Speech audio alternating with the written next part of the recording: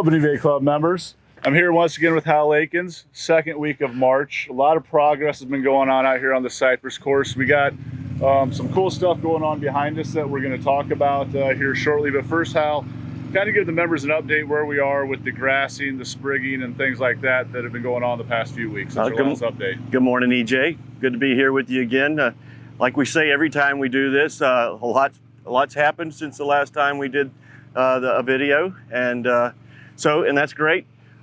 Here we are on the 10th hole. This was the last hole sprigged last week, so that gives us 10 holes that have been grassed now. So we're over halfway done with the grassing. All right. So this was machine sprigged on Thursday. We take it a step further. We actually go back with our guys. We harvest our own sprigs out of the sod that has been laid and established, and then we'll go back and we'll hand sprig. And we feel like that probably gets us about 4 more weeks, or gets us like 4 weeks ahead. So this is the last hole that we have to hand sprig of all the holes that we've machine sprigged so far. Yeah, that was a process that, you in particular, and I've learned from you that really helped on Bay Island at the very end, in particular on 8, 9, and 10, to go back and, pull the sprigs out of the established turf and then put them in by hand, which is a pretty cool process. We'll get some close-ups of that here shortly. And also today, we're not going to talk over all 18 holes. We're going to give you a little bit of a tutorial on what Hal and the crew's been doing, and then we're just going to give you a flyover of all 18 after that. So anyway, as far as timeline, we were hoping to be sprigging the greens today. Got a little bit sidetracked on that because of the weather in Texas. Yep. Well, we had, like you said, we had planned on sprigging the greens today and tomorrow. We wanted to get at least 5 to 8 of them done, but they had a really cold spell coming through on Friday and Saturday where they're going to hit freezing. And so that pretty much puts the grass to sleep, So they want to wait a couple of weeks until the grass kind of gets stimulated and starts growing again. So we have, I guess, better, more viable sprigs to plant. So looks like we're going to wait a couple of weeks, and hopefully we'll get maybe 11 or 12 greens sprigged at that time. So just kind of had to shift gears a little bit, but definitely nothing that's going to put us behind of where we are. No. Like okay. I would say we're probably about 3/4 of the way with the project, as far as the construction and the grassing is concerned. We're right on target. We should have no problem growing it in.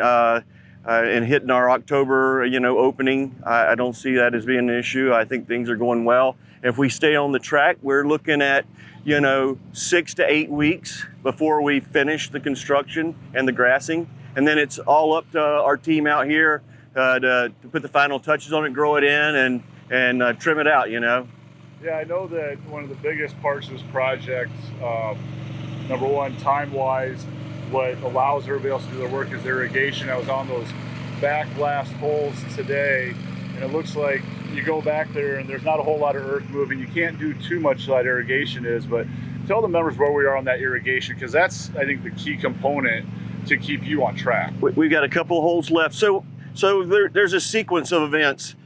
They get the golf holes rough shaped out, then they go in and they start working on putting in the major drainage. That's the catch basins, and the large pipe. And then behind that, because that's at a deeper elevation, and then we come in and then we do the irrigation, and that's at another higher elevation. And then we come in and we do what we call subsurface drainage around all the catch basins, and that's the third step of that process. And so we've got all the major drainage in all the holes back here on 12 through 17 now, and we've got irrigation in all but 15 and 16, I believe, at this point. And then we still have to do the smaller drainage in 14 through 16. Okay. Well, it's pretty breezy out here today. We're trying to get too much background wind on these. So let's head over here, see what these guys are doing, and then we'll just show the members all 18 holes that they can look at their leisure. Okay. Okay, so here we are. We're kind of in the fairway / approach to the 10th green.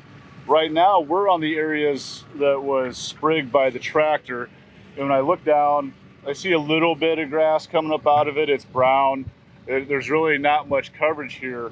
And then when I look at down this area a little bit more where we're hand sprigging, where you've harvested here on the golf course, the fairway looks totally full of grass. So pretty cool. Explain to the members, you know, the process of how we do this. So when they come through with the machine, the grass actually comes in sod rolls, and they put the roll on the machine. It feeds it down through these blades that cut that sod up and create the sprigs, and then the machine also cuts it in. What's nice about the machine sprigging is that it cuts the sod into chunks, and so you have larger chunks that are more viable and are more stable. They won't dry out as easily, so they do well. And we don't have to do the hand sprigging, but we do. There's a lot more grass here than you might think, because in the process, a lot of that gets buried, you know? And so you can even look down there now and you can already see some smaller green stuff popping up out of the dirt where you don't see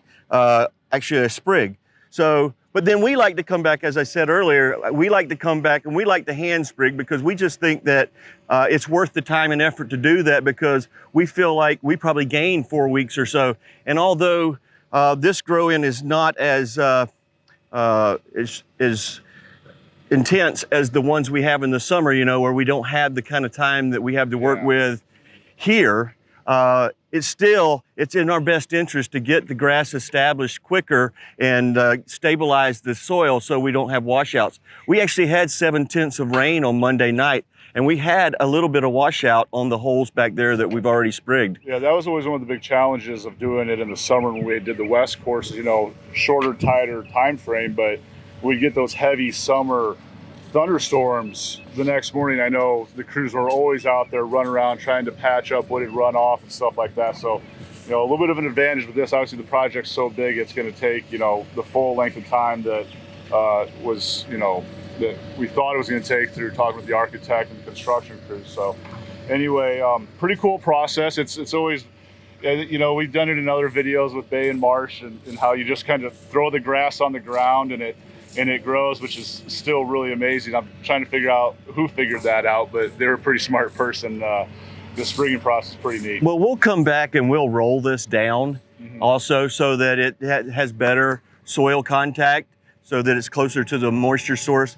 And then of course we run water very frequently at the very early stages to keep a sheen of water around that sprig, and then that keeps it viable until it can root into the ground and sustain itself.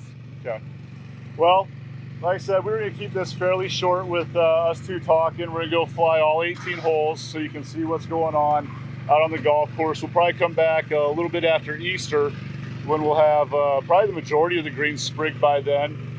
You'll start to see a lot of the regular golf course. The fairways really starting to green up. So anyway, enjoy the flyovers, and if you have any questions, feel free to contact Hal or myself.